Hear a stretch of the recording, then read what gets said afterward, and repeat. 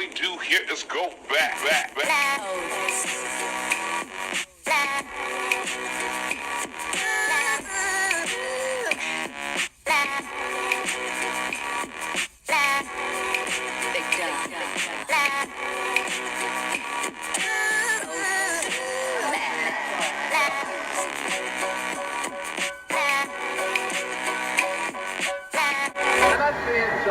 Alright, what's up guys? It's your boy 90's Soul, back at it again with another video. As I've talked about before in my videos, I can't necessarily be picking up the newest releases week in and week out. A lot of times that gets kind of stale anyway. When I originally thought about doing videos on YouTube, it was just to share what my interests were in sneakers.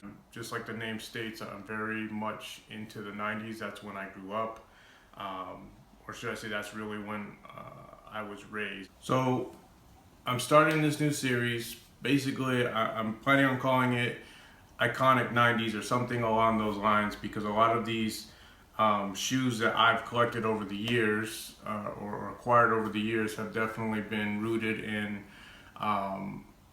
the 90s and, you know, what I was influenced with growing up. A lot of these shoes are shoes that I never had, that I knew that I did want. I just thought I would never get. So at the point I got back into the sneaker game, and I started seeing these shoes releasing or re-releasing or retroing, I knew it was something that I needed to acquire and put into my collection, or have, you know, available if I wanted to wear, or just to look at and admire. The shoes I'm going to show on this series, like I said, are iconic to me. Hopefully they're iconic to you. I mean, I feel if you grew up in the 90s or you were raised in the 90s, more than likely you were influenced by them just as much as I was. We'll kind of see where the series goes, but please, if you like the shoes, if you like the video, you want to continue to see the series grow, please like and subscribe. I would greatly appreciate it. I mean, just the fact that anybody watches to begin with is a humbling experience, but my goal is to grow the channel and definitely reach a wider audience. So but let's get into the sneaker. So starting off this series, I'm going to show you a sneaker, and you can probably guess from my hat what this sneaker is. It was a shoe that came out, I believe, in 1993, so I was roughly about 13 years old.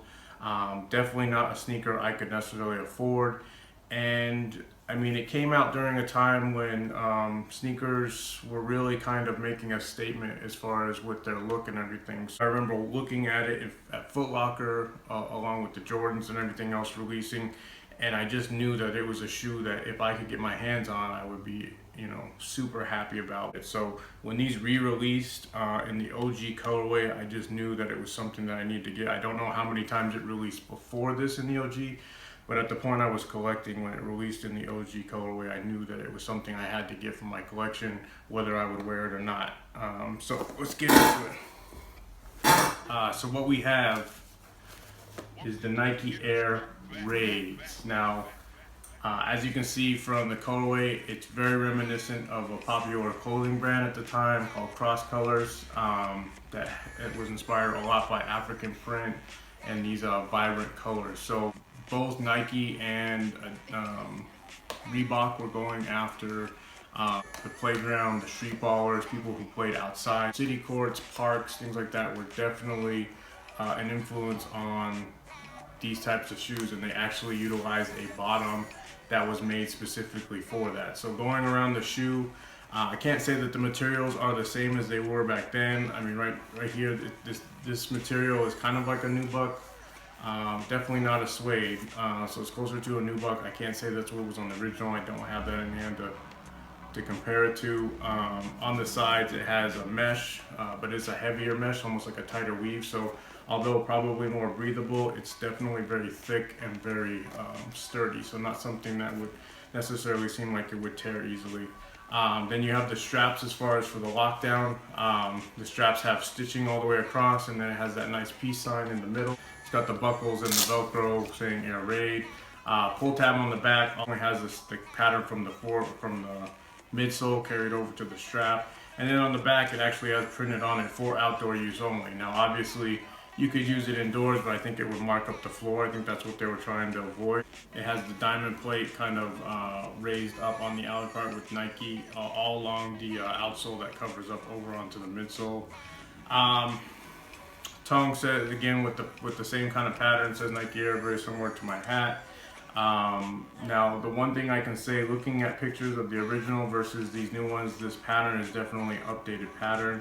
Very similar. I mean, obviously the same colors, which are mostly primary color, but for the most part, the pattern does look slightly different. I mean,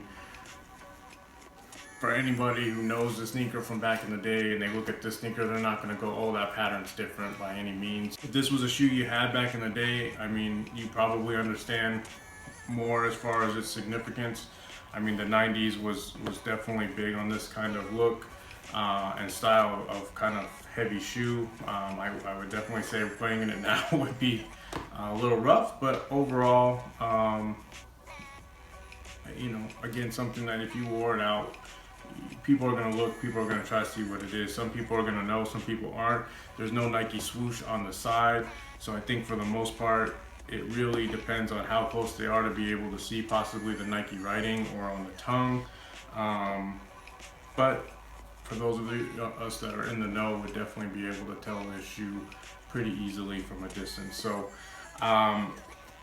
let me know what you guys think. Let me know what you guys think about this series. Is this a good idea or not?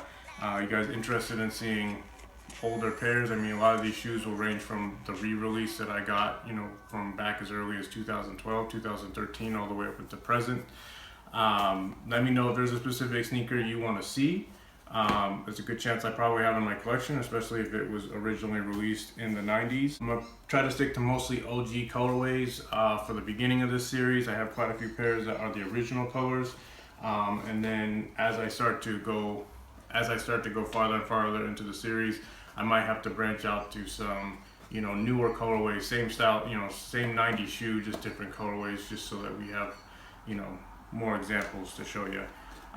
Again, please like and subscribe if you can. I would appreciate it at the bottom. Please leave me any comments. I greatly appreciate everybody who takes the time to watch these videos. I'll try not to keep them too long or ramble too much, and I'll try to put them out as consistently as possible.